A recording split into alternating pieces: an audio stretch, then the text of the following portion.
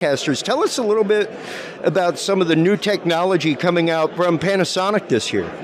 Well, we have here the KAIROS system, which you see the physical board, but you also have the GUI, which is our creator, the KAIROS creator GUI. We had the 1000 launch earlier this year, and then later this year other features are going to be coming out, and upgrades for canvas features for different screens and streams, and we are continually upgrading the product and optimizing bandwidth and things like that. Yeah, and especially with everything being mostly computer today, not a lot of hard switching, things like that. The interface for this is absolutely amazing. Tell us a little bit about the customization options, things like that you have going on here. Yeah, I'll take that one. Okay. Hi, I'm Frank. Frank, welcome. Hi, Chris. So basically KAIROS, like Nicole said, is an entirely IT/IP based system, right? So we've taken away from the traditional FPGA based system, and we're moving into a server based system. So at the core of our system, we have a CPU, GPU based processing engine, and that's what we do with our KAIROS system. So we have two, as you can see here, we have a hardware panel, which is completely optional, and we have a software panel, which is essentially a GUI into our system, and it controls everything, right?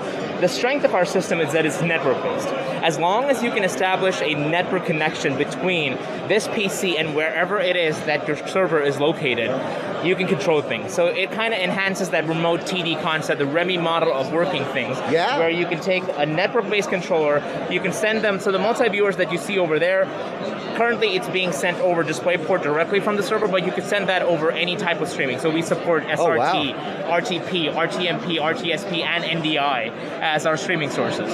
So the KAIROS is essentially a marriage of uncompressed video with 2110 traffic, compressed with your NDI, SRT, and all that, and also regular baseband. We also have the ability to bring in your traditional SDI inputs into your system. Well, and especially with NDI and everything else, that has been hugely popular over the last year, 2 years, things like that. I mean, it's literally been pushed to the max over the COVID time of bandwidth. Right.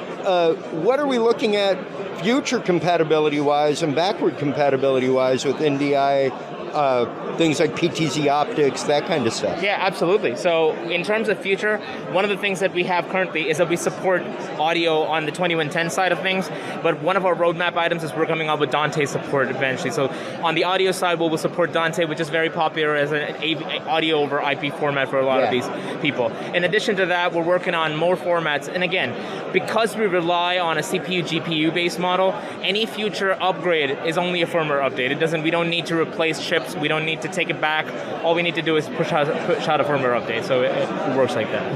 That has been one of the most amazing things to see over the last few years, is the fact that panels stay the same and everything gets pushed through software. Yes, and it makes for a much more upgradable studio solution and the field solution, and where what you have in the field is matching what's in the studio, which is so often not the case in so many, especially small stations, college stations, stuff like that. What is the price point that you're looking at for a unit like this for a broadcast studio? I think Nicole can help with the pricing part of it. Welcome back, Nicole. Thank you. Pricing part of it, our basic rollout core was $28K, and our 1000 core is $73, but that includes a bunch of actual key options like the Canvas key, I/O upgrades, and what was the third one?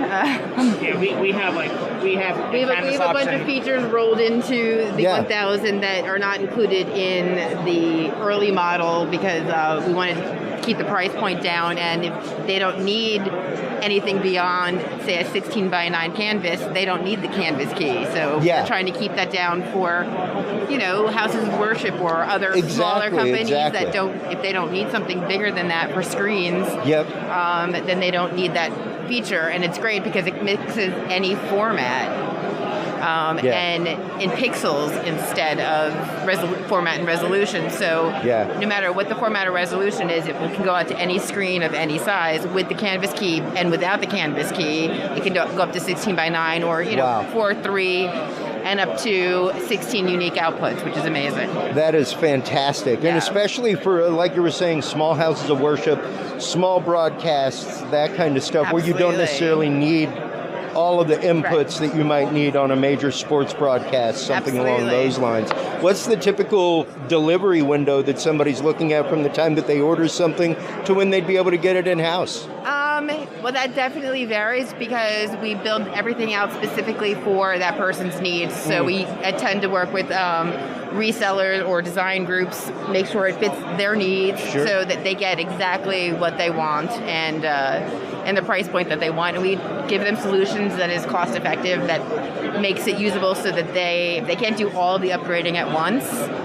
It's future-proof, so if they say, oh, we can add that in another year when we have the new budget, we can add this feature or that feature. So we give it to them in stages so they can have it whenever they need it or want it, basically. Absolutely. Well, thank you so much for taking the time. Where can everybody go to find out more about Panasonic? Where can they go to place their order? There is the Panasonic website, of course, on KAIROS, K-A-I-R-O-S, which is the lovely Greek word for the moment that you make a decision in time, opportune moment. And this is definitely an opportune moment for this software-defined processing. It's a great system. So, yes, thank you so much for taking the time. I appreciate it. Thank you so much, Frank. Thank you so much for all the work that Panasonic always does for the industry and has done for years. So.